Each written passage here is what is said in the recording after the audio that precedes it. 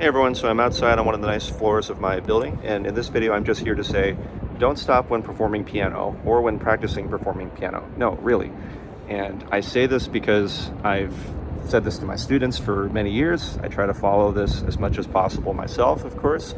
So this means if you make any sort of mistake during performance, there's anything you're unhappy with, you miss some notes don't come out the way that you wanted them to, do not go back for them, do not replay the section, don't restart, don't hesitate, anything that's under your conscious control. Of course, if you have total brain freeze, that may be a different story, but if you have any choice in the matter, try to keep going no matter what. And I will expand on why I felt it was necessary to make this video, even despite having said that all this time. So on this channel, I have to share with you strategies, mindsets, methods, etc., often of my own creation that I hope will help you in your piano playing, hopefully other areas of your life as well. So I am making this video because I am taking my wonderful students through performance training yet again. We're preparing for another recital this season, student recital, and some have been with me for a while, some have been with me only a little bit, and I find that sometimes on some level, especially for newer students, they've understood it. They're like, okay, I know that I got to keep going no matter what, but sometimes I might just restart like once or twice because it was a mistake that like really bothered me, or it was like I totally missed this really important chord. So for those parts, it's okay to restart, right? And I will say, no, it's okay to the extent, of course, life is going to go on anyway, no matter what. But if you have any choice over the matter, please do not go back and replay that part. Don't have a little hiccup. Don't start it over again. You will just end up calling way more attention to yourself if you do that. I mean, you think if you watch like a Broadway show, there is no point if an actor like sort of forgets their lines a little bit, the entire production is not going to have like a little hiccup and start that little part over again. An entire orchestra, there's no way that they're going to like restart the section or restart the piece or even restart that little tiny point in time. If there's an instrumentalist or somebody that doesn't play certain notes or they play a little bit out of tune, the entire orchestra or the entire production is just going to keep going. So as solo pianists, we often will fall a lot more victim to this, in my mind, erroneous assumption that by replaying this part, even if it's very important to us, that it will somehow be better than just continuing onward no matter what. And I think sometimes, ironically, the person, they will say like, oh, well, I'm a perfectionist. It really bothers me when the note is wrong. It really bothers me when I don't go back for it. It really is a lot more imperfect if you start the entire section over again. Way more people will notice that. You'd be amazed at the number of people that will not notice at all if you just go on as if nothing's happened, you don't miss a beat. But even random lay people, if you have a little hiccup in a section, if you restart things, on average, they will notice that way more, unfortunately. And so it's just a very simple little tip. If you're thinking like, well, maybe there's some sort of exception, like if it's like a really important chord, a really beautiful section, it's a part that really always goes correctly during practice, or it's a part that really bothered me, maybe in that case I should replay this little part, or I should even just replay this fraction of a second or this beat.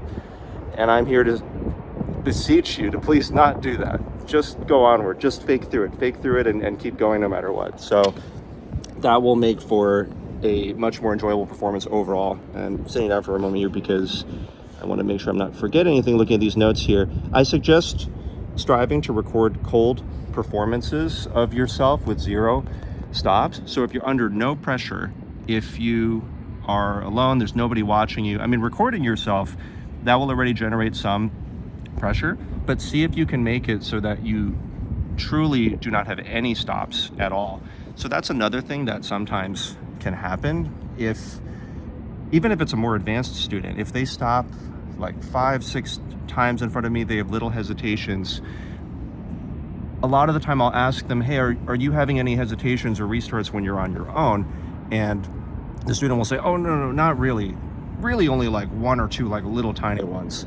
And I will say, in hopefully a strict yet kind way, well, you can't have that, or you can, but it's very difficult to then survive in front of me or in front of other people.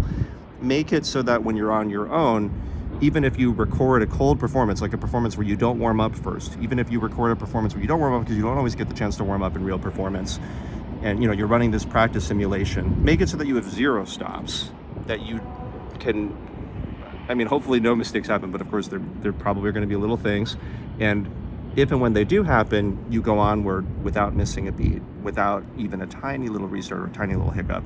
Once you get to the point that you can play through the entire piece with 0 little hesitations or restarts, you will stand a way, way better chance in front of me or in front of a live audience or whoever it is that you might want to play for. And, of course, if you can't quite achieve that just yet, that's totally fine. We are where we are, but you want to get as close to that ideal as possible. And I think I'm not always so good at just giving like a very quick tip and then having a very short video, because I always feel that there should be some larger context behind it. So I also wrote here some other relevant videos, how to perform for anyone, anywhere, anytime. So if you search my name, David Chang, C-H-A-N-G, and then the titles of some of these videos, you will find a lot more useful information, provide more context around how do you actually keep going. Like, even if I want to, maybe I can't keep going, but how to perform for anyone, anywhere, anytime, what to think to yourself before performing piano, fake through mistakes and always keep going. I think that might be part of like a performance etiquette, like 2-part video thing that I made one time. Simulating errors to keep going no matter what in piano performance, how to stop rushing, add dynamics and more on command during piano performance.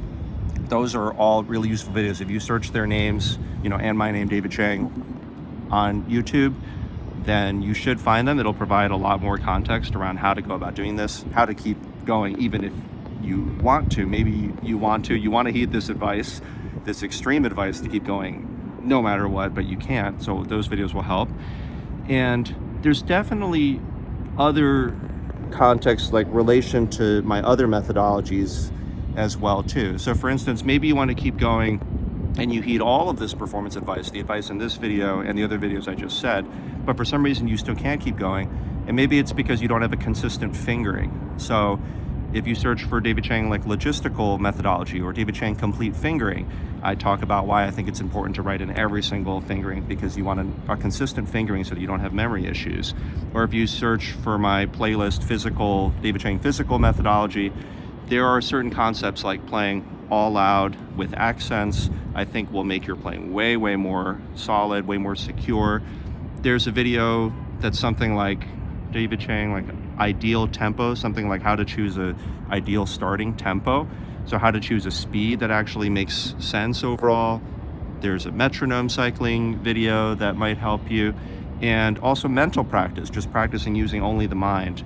So all of these ideas are very, very interrelated. I'm hoping that if you start with some of the performance ones and then you expand out to other ideas, that it will help you in your performance practice journey. And just very briefly, cold performance, like I may have said earlier, is just this idea of not warming up. You can do little stretches, a little cardio or something like you would before any other activity, but just perform right away without warming up, because you may not have the chance to warm up in a real performance, and or it just looks even better if you can just sit down and play at somebody's house or on an outdoor piano without having to do other things first. So anyway, hope this was useful. Maybe even just this extreme idea to just really, really just keep going. Hopefully that already helps you. So yeah, let me know if you have any other thoughts, questions about this, experiences you've had with this concept. And yeah, please like, subscribe, let people know about the channel if this has been useful, and looking forward to the next one.